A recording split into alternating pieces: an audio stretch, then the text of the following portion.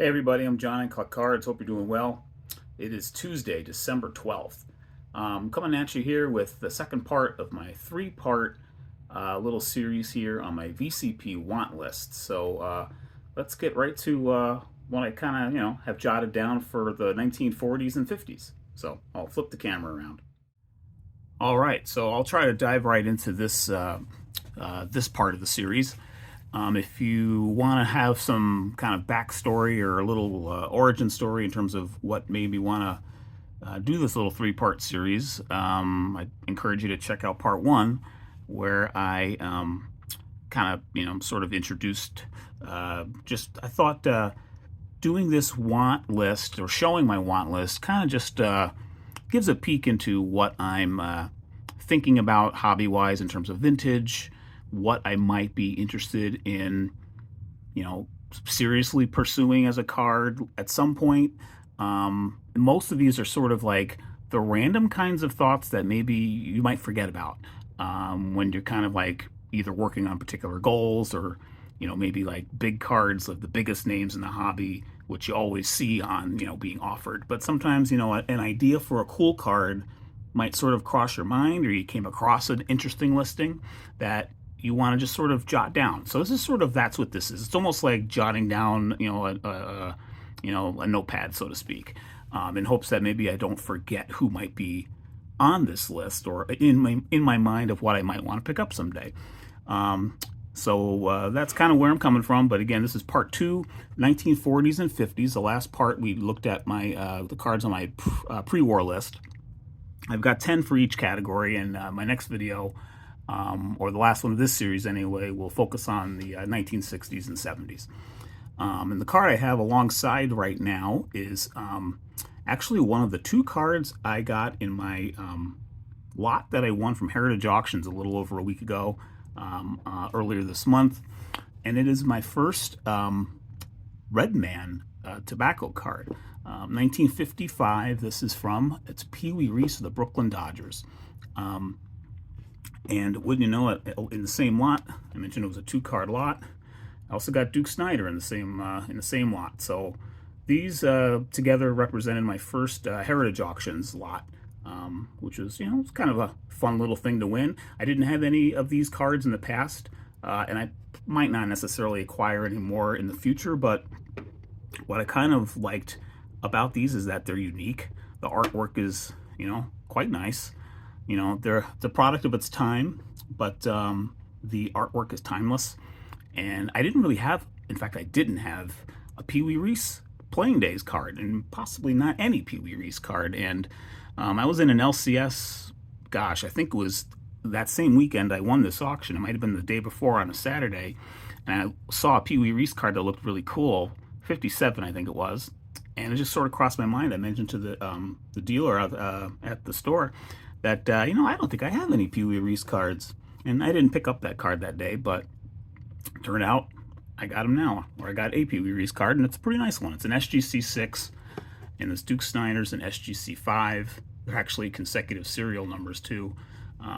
They were graded about 10 years ago. I looked that up on the, looked the cert up on SGC site, but they're pretty nice shape. They both have the tabs, obviously. And I think I got a pretty good deal on them. So, if you're registered on Heritage, you can look up the lot and, see what they went for. But I think I got a decent deal on them, actually, even with the buyer's premium and the shipping and everything. So I was excited to pick those up. But I thought it'd be a good card to have alongside for this. So without further ado, let's dive right into this. 1940s and 50s. And again, you're not going to see Mickey Mantle on here. You're not going to see Ted Williams on here. You're not going to see... Well, you actually will see Jackie Robinson on here. But like some of those like biggest, Willie Mays won't be on here. Hank Aaron's not on here. I've got several of their cards already. And, kind of as we do these last two parts, most of these cards are going to be, very attainable or, very possible to acquire. There's a couple on this list in particular that'll be tough, quite tough even.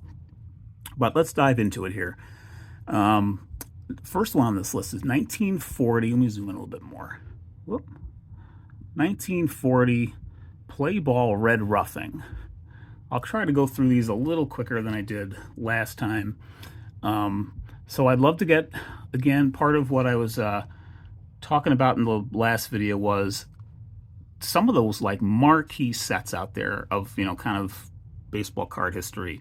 I'd love to have an example or two from those sets.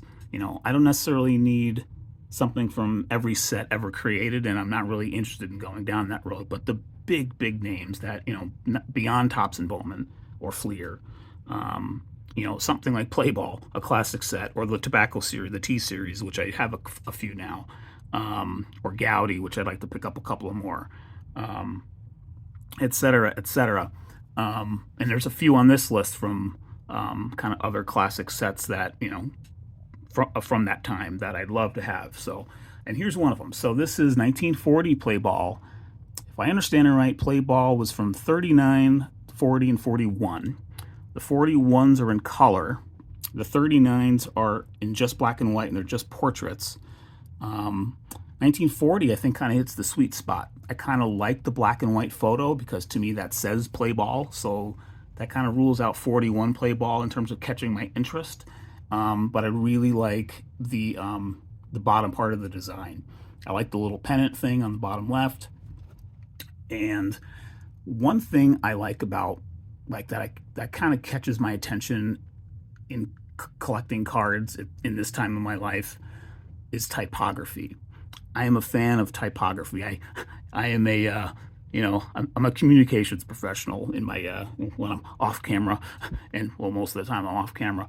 But I appreciate like text. I'm not a designer. But I'm in the field, and work with different typefaces and fonts. My whole career in some ways, and so I couldn't name this particular font. I don't have those kinds of things memorized like I do baseball statistics, but it's an awesome typeface, and it's so distinctive, and it's like kind of, for me, the calling card of Play Ball is the font they used or typeface they used for the name of the players. And so I have my as example here, Red Ruffing. He is, in some ways, he's kind of the Jack Morris of his time, and that might be, I don't know if that's sort of a real, he's a Yankee, so I would love to pick this card up. He's also very affordable, as we're going to see here in a second. As you can see, very affordable. But he had a pretty high ERA and a pretty high whip for his career. Played on a lot of winning ball clubs later in his career with the Yankees. So it's, but this would be a really cool card to pick up. I like the shot itself. I like the pennant piece. And a Hall of Famer who's very affordable, and a Yankee no less, and a Hall of Famer. So there's the first card there. The second one, I'm going to just kind of go through these one by one this time and see how that works. The next one on the list is 1948 Lou Boudreau. I think this card is super cool, and in some ways this is definitely among the top, I'd say among the top 2 or 3 of my favorites on this whole top 10 is this card. Definitely want to have a leaf represented in my collection.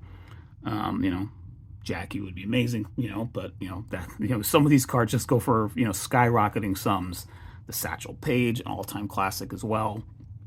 But here's an example where, in some ways Red Ruffing represents the same kind of example. I like to find an example of a player where, like, that particular year was momentous for them. So here, 1948-49 leaf. It's really the 49 leaf, but it sort of, carries the 48 year with it as well. Cleveland won the World Series in 1948. Lou Boudreau was their player manager. 30 years old, I think he was. All of 30, he was their player manager and won the MVP that year. And to boot, I think that's a super cool card. The designs on these look so simple, but again, here's that typeface. It's so distinctive, and just that classic kind of like block lettering in a way. It's just super cool, and the images, the portraits overall, and it's just the way that they're presented.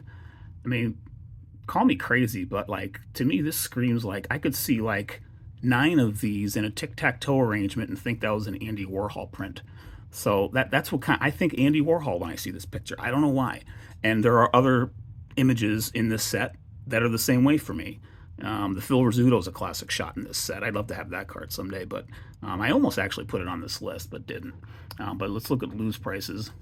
They're up there actually for this card. It's not like, it's not going to cost you pocket change, but to get it in a 4, it's actually, not a, decent, it's still at a pretty decent price, but very, very gettable, I guess you could say. And this would be a nice card to have that classic Leaf set represented. So this one is on my want list.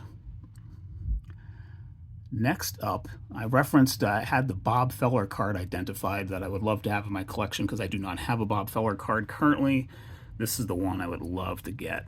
I think this card, just similar again with the color backdrop, like on the Boudreaux.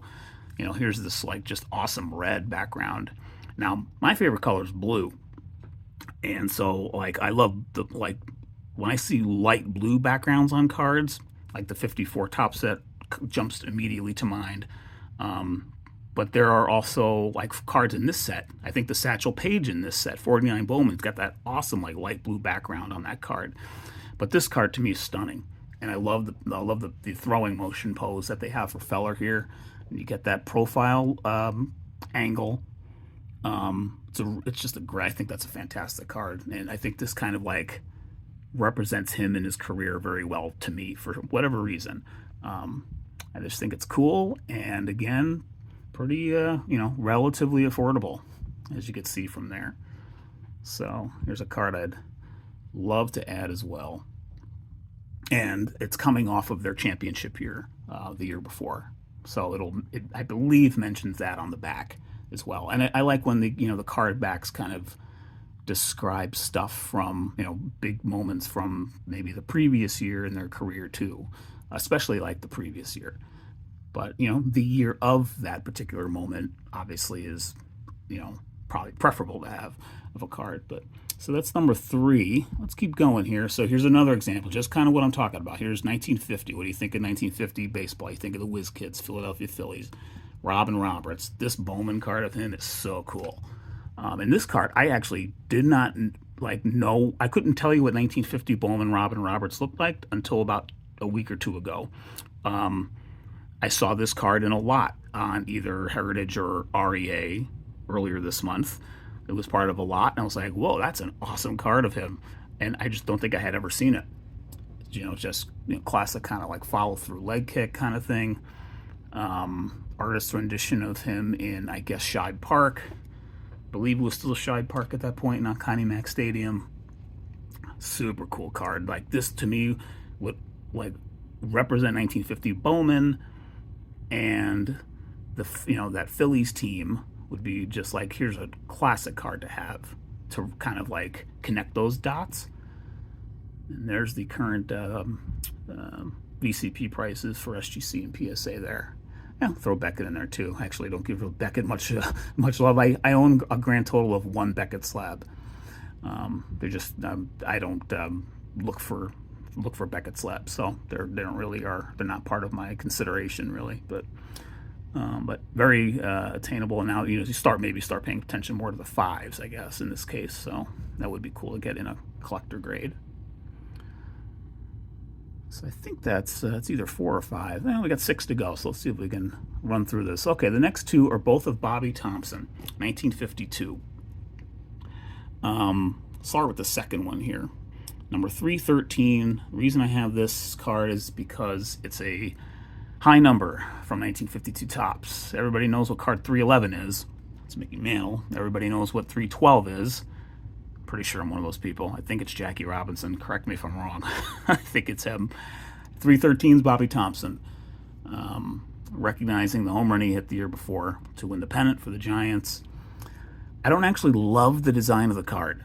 It's not an awesome portrait in my book. It's a cool card, cool enough. But 52 high numbers are so pricey, and I'd love to have one someday. And it seems like, I wouldn't want to spend 100 plus on a common, but I'd love to have a notable, and Thompson is in that regard, especially coming off of what he had just done. seems like it's, gettable. So I think this is something I could consider getting. It obviously would be more in the, probably in the 2 to 4 range if I were to ever go there. But really, and I'd love to have a 52 tops high number. It would be really cool to have one. I, don't have one currently, and I only have maybe 3 or 4 52 tops in all, maybe, so far. But the Bowman 52, I actually like that card a lot more. I think that's a really great card. I love that it's got the kind of the green backdrop of the Polo Grounds in the background with the flag. It's a pretty cool card, and honestly, I think it's a better rendition of his portrait. It's a better illustration of his portrait than on the Topps card, and the prices are much, much more reasonable. So this card, I could probably say will be, in my future at some point here, very easily. It's a very attainable card, even in a 5. So we'll move on there. Got about, actually my phone battery is running pretty low, so I got to actually pick up the pace here for the both of us. In terms of, we'll just, we'll kind of move this along. But I'm going to change out Pee Wee. We'll put Duke up here for the rest of the video, just to change up the backdrop a little bit. But again, I really do like this Pee Wee Reese card. I love the color gradient on it, just going back to color backgrounds. I like how it goes from yellow to orange. I think it's really cool. Next up on here, we've got 1953 Bowman Color Gil Hodges. I think this is a fantastic card. Now, I have how many 53 Bowmans I have? I've got 3 slabbed, and I think I have 1 other one. So I think I have 4 of these currently, and this is, I'd love to pick up a couple of more from this set. The Pee Wee Reese, speaking of Pee Wee, who I just showed again, could be arguably the most iconic card in the whole set, and possibly of that era of vintage. Actually, someone put that argument out there when he's, the action shot of him turning the double play. Fantastic card, iconic. It's not my favorite card in that set, though, actually. This card, I actually like this card more. I think this Gil Hodges card is fantastic. Even though it's a pose shot, it's a different kind of pose shot at first base that you don't really see that much. And, I could be wrong, but, I'm almost certain that's Ebbets Field, where that picture's taken, because of the Schaefer sign in the background. The Pee Wee card, I believe, is at spring training. So I like, actual home ballpark kinds of shots, and the lighting on this is great. And I kind of like Gil Hodges cards, I guess, too, in some ways, even though he did play for the Dodgers. Thankfully he's in the Hall of Fame. He needed to be in the Hall of Fame a long time ago. So awesome card, I'd love to get. Here's his prices there. A little pricey, not pricey, but reasonably, kind of look there. It's going to cost you a little over $100 to get it in a collector grade 5. Okay, got about 4 to go. You kind of see the last ones there. Actually, I only got about 3 left. Okay, here's the last 3. So we'll go right to 53 Topps. So here's probably the hardest card to add to the collection from these 2 decades that I have in my want list currently. Again, there are no Mantles, no Williamses, Aarons, Mazes, etc., because I come across them all the time. So it's like you can't forget those cards. Like, they'll never leave your mind. And maybe I'll pick one off every now and then. But I kind of would like to have one more Jackie card. I've got a 54 Jackie, and when that might happen, who knows? But I think the 53 is the one I like the most, actually, out of all the other Jackies that, maybe I could, if there's a chance for me to pick one more up, like, if it quickly becomes a 4-figure card, if you find that ideal 1 or 2, you can probably skirt by for, $750, $600, $700. It's a huge outlay for a card. I mean, it's Jackie Robinson. It'd be fantastic. In retrospect, my 54 Jackie cost me just north of $300. And that's in a 2. I graded it as a 2. I bought a raw. But he's card number 1 in the 53 set, so that adds, obviously, to the price, given the condition issues. But what I really like about the card is the backdrop. It just, to me, it looks like, it's some kind of infrastructure, like a bridge. It looks like, I don't know what it is. I could be way off, but honestly, it looks like an entrance ramp to like the Gowanus Expressway in Brooklyn, or whatever, if it existed in the 50s. I can't remember, but whatever, parkway in Brooklyn that Robert Moses was building back then. That's what that says to me, because I don't see a building behind it. It looks like a highway ramp bridge. So to me, that just screams Brooklyn in New York. And so I just think that's super cool. It's kind of an odd background if that's what it is, but I think it's cool. It's fun in a way. And it's just a great image of Jackie. So that's the card that I've identified as my second Jackie, if I'm able to pick one up, hopefully someday. So I got two more on here. I've got the Red Heart 1954 Stan Musial. This would be a fantastic card to add someday. It's iconic, classic. I mean, gosh, every time I look at this picture, it's just he practically is jumping out of the card to almost peer, oh, what's over there on that side? It's almost spooky cool in a way because it's so crisp. It's just an amazing card. So it would be great to pick up a Red Heart. And what card to pick up other than kind of between Musial and Mantle? These are, I believe, by far the two biggest cards of this set. And the back is cool of these two. They have stats and a little bit of a kind of a dog food ad on here. It's a cool card, and this one, I mean, this is a gettable card someday. This is definitely a gettable card someday. Pricey for sure. So that someday is probably a little far away, but who knows? It's just a great card. I mean, look at the color on this. Just zoom in a little bit more. That would be an awesome. I'd love to see that going through my slabs one day. I think that'd just be super cool to have. I think a common theme to this is I like colors. I think a couple of you commented on my last video. Sammy Thunder, I think, he commented mentioning how I think he used the word vibrant for some of the choices of cards I have. Maybe that's an accurate. That's a totally accurate word. It's a word I hadn't thought of, but yeah, I guess that's maybe I gravitate toward that or something. I don't know, but I do like connecting dots. I like stories. I like connecting generations, but I also like cool design too. And it speaks to the typography piece I was talking about at the start of the video. The last card on the list goes more to storytelling, and so vintage, big time. A lot of us are big into vintage. We know who Eddie Waitkus is. For those who might not know who Eddie Waitkus is, and I think I'm pronouncing his name right, and if I'm not, please correct me. Eddie Waitkus is believed to be the basis or the inspiration for the movie The Natural. So in I believe it was 1950, he was shot by obviously a person, a woman who, something was up with her. Obviously, she shot him.